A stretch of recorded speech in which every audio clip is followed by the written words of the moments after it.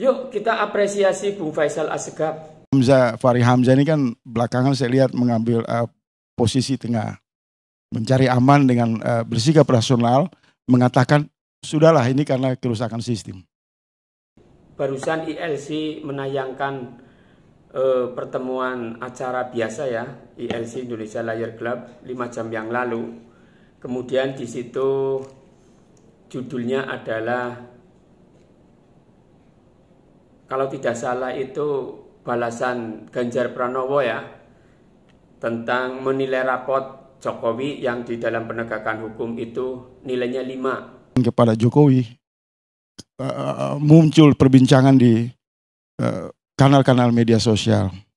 Ini mengandung satu ucapan yang berusaha untuk menerjemahkan kemarahan Ibu Megawati. Karena angka di sana 5. Bapak, ibu, menantu, anak, istri. Orang kemudian bilang, oh berarti yang dimaksud perusak negara ini kan. Dan tadi diulang-ulang adresnya di MK. Ini utak-atik gatuknya luar biasa ini. Enggak, ini kita outsider, kita tidak mau terjebak dalam perbincangan politisi dan pakar hukum. Aspek kedua juga orang melihat Ganjar itu berbicara untuk sebenarnya mengirim teror yang kuat kepada Pak Jokowi. Hati-hati. Kalau saya mengatakan raport Pak Jokowi itu dalam penegakan hukum 5, ada isyarat di balik itu. Bisa saja Pak Mahfud itu sudah punya catatan tentang skandal-skandal yang mungkin melibatkan elit di lingkaran Pak Jokowi. Ini persepsi ini berkembang, analisa ini muncul, agak sedikit liar tapi masuk akal. Kalau yang ketiga, ini juga negosiasi kalkulator. Orang kemudian menangkap pesan Ganjar itu kepada Pak Jokowi supaya oligarki yang full mendukung PSI bagi-bagilah. Karena PDIP ini kan mesin besar yang tidak bisa bekerja, tidak bisa digerakkan karena 2 kali pemilu sudah terbiasa politik berbasis anggaran. Kurangnya anggaran ini kan, angka 5 di sini kalau kita bikin genap 10, bagi 2 lah logistik lah, biar kita nggak meraju, kita nggak marah. Bro itu berlebihan. Sebentar saya punya hak bicara, saya bicara sebagai rakyat saja. Biar nambah lagi. Nanti saya masuk di dimensi lebih serius soal negara. Itu menjadi perbincangan dan menarik rakyat santai menikmati. Kemudian rakyat berkesimpulan bisa ya. Mereka Ibu Mega dengan Prabowo ini kan sangat akrab. Sama-sama gendong Jokowi pada saat jadi calon gubernur DKI Jakarta. Tapi saat ketiga Prabowo menggendong Gibran, ada kemarahan yang luar biasa terjadi di PDIP dan mitra mereka. Sehingga muncullah bahasa-bahasa Dedi merevisi langkah-langkah politiknya, narasinya yang hampir 9 tahun menyerang kelompok Islam dengan stigma identitas, berubah. Memanipulasi identitas baru untuk menjadi oposisi. Ini saya bicara. Yuk kita apresiasi Bung Faisal Assegaf. Kenapa kita harus mengapresiasi? Barusan ILC menayangkan pertemuan acara biasa ya, ILC Indonesia Layar Club 5 jam yang lalu. Kemudian di situ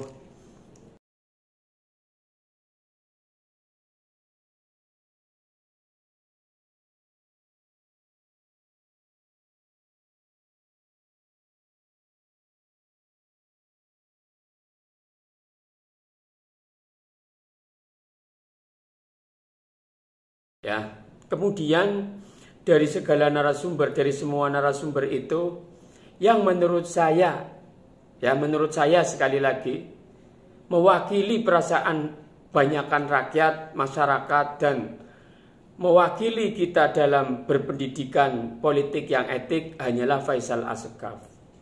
Ini menuju 2024, seluruh pakar hukum tata negara mengalami kebangkrutan moral dan pemikiran mereka.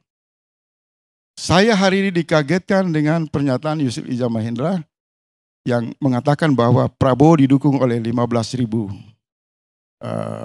kepala desa. Di era sebelumnya Yusril itu sangat sensitif soal keterlibatan alat-alat negara. Tapi hari ini Yusril mempamerkan betapa mesranya hubungan syahwat kekuasaan dan membiarkan itu terjadi di lingkar kekuasaan. Ukuran Yusril yang selalu berbicara tenang dengan gaya yang sangat meyakinkan kita terhadap peradaban konstitusi hukum di tempat ini berkali-kali. Hari ini mendapat tugas untuk menggendong putra presiden. Tugas yang sama juga dilakukan oleh Bung Fahri. Ini tanda petik jangan marah. Bacaan di publik. Bahkan Prabowo tidak hanya menggendong, hari-hari joget dengan putra presiden di setiap panggung pilpres. Kalau kita bicara negara dalam kultur yang seperti ini, mengkonfirmasi bahwa ini sudah bangkrut. Tidak lagi berlaku kajian-kajian ilmu negara. Tidak lagi berlaku moralitas partai politik dalam rangka memberikan harapan yang lebih terang bahwa kita bernegara secara beradab. Kita harus mengatakan, kalau saya mengambil diskusi di forum ini, semua kita malu. Yang kita hadapi ini kebun binatang. Bukan praktek bernegara.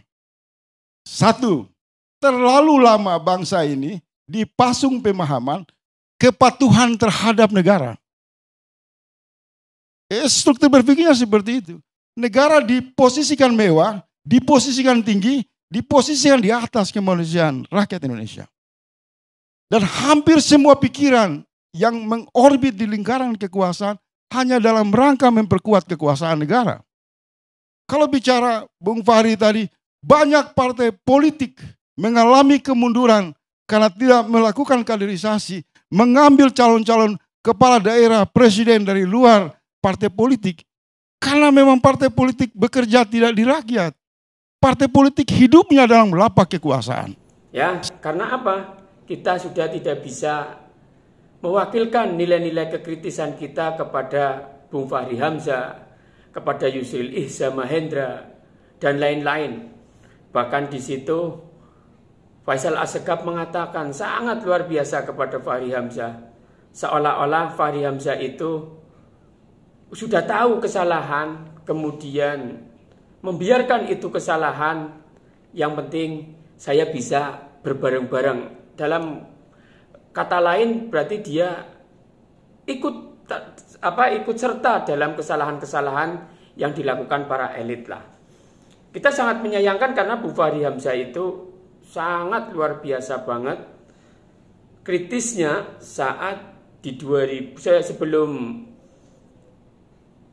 bergabungnya mendukung Prabowo lah, ya, sebelum mulai Gibran itu menjadi wali kota Solo, Bobi menjadi wali kota Medan, Fahri Hamzah itu kritis-kritis banget. Tapi sekarang luar biasa. Maka apa yang disampaikan Faisal Assegaf bahwa negeri ini sudah bangkrut, ya kita tidak bisa menyalahkan apa yang disampaikan Bung Faisal Assegaf. Bukan kita kebencian, tapi benar-benar ini sudah ada kesalahan yang sudah kasat mata, tapi banyak pembelaan dengan pengetahuan-pengetahuan yang mereka miliki, maka negara ini ya benar sudah bangkrut. Karena elitnya sudah tidak mengedepankan etik, tapi bagaimana ilmu pengetahuannya digunakan untuk melindungi kesalahan-kesalahannya. Ayolah kita langsung saja melihat videonya Bung Faisal Assegaf, kemudian kita nanti telaah bareng-bareng, kemudian kita coba hayati bareng-bareng bagaimana menurut kita semua. Gitu ya. Saya tidak melihat ada keseriusan dari PDIP untuk berhadapan dengan Jokowi. Ini hanya soal kalkulator, soal logistik, soal bagi-bagi jasa, jaringan, fasilitas, dan kekuatan supporting kekuasaan. Karena PDIP dalam 2 periode terbiasa melakukan itu. Itu terbaca. Terlalu banyak logistik mereka 2014, 2019, kemudian mereka sekarang mengusung Ganjar, ditolak oleh Pak Jokowi. Goncangan itu soal logistik saja. Jadi tidak ada perdebatan yang serius antara kubu PDIP dengan Pak Jokowi.